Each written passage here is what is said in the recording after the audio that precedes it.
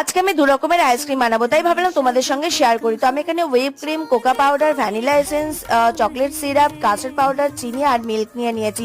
সবার প্রথমে আমি দুধটাকে গরম করতে দেবো, তারপর অল্প দুধের মধ্যে কাস্টার্ড পাউডার মিলিয়ে আমি দুধের মধ্যে দিয়ে দেবো। তারপরে এটা আমার রেডি হয়ে গেলে আমি কিন্তু ফ্রিজে দিয়ে দেবো। ঠিক একই রকম ভাবে আমি দুধের মধ্যে কোকা পাউডার আর চকলেট দিয়ে আমি একটা সুন্দর চকলেট সিরাপ বানিয়ে নেবো। তারপরে আমি হুইপ ক্রিমটা নিয়ে সুন্দর করে হুইপ করে নেবো। আর আমার পুরো ডিটেলসটা দেখার জন্য কিন্তু আমার ফুল ব্লগটা ফলো করতে হবে।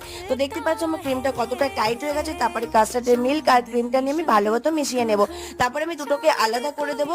এর মধ্যে আমি ভ্যানিলা এসেন্স আর অরিও বিস্কিটটা দিয়ে ভালোভাবে মিলিয়ে নেব। আর সেকেন্ডটাতে কিন্তু চকলেট সিরাপটা দিয়ে আমি ভালো মতো মিশিয়ে নেব। আর আমার আইসক্রিমটা কতটা সুন্দর হয়েছে সেটা কিন্তু অবশ্যই নেক্সট ব্লকে ফলো করবে। আর দেখতে পাচ্ছ আমার দুটো আইসক্রিমই রেডি। তো এখন আমি সুন্দর করে এটা ডেকোরেশন করে নিচ্ছি, করে আমি কিন্তু 12 ঘন্টার জন্য ফ্রিজ করে রাখবো। আর আমার এত সুন্দর সুন্দর ভিডিও পেতে আমার চ্যানেলটাকে সাবস্ক্রাইব করে দিও। তো নেক্সট ব্লকে দেখাবে, টাটা।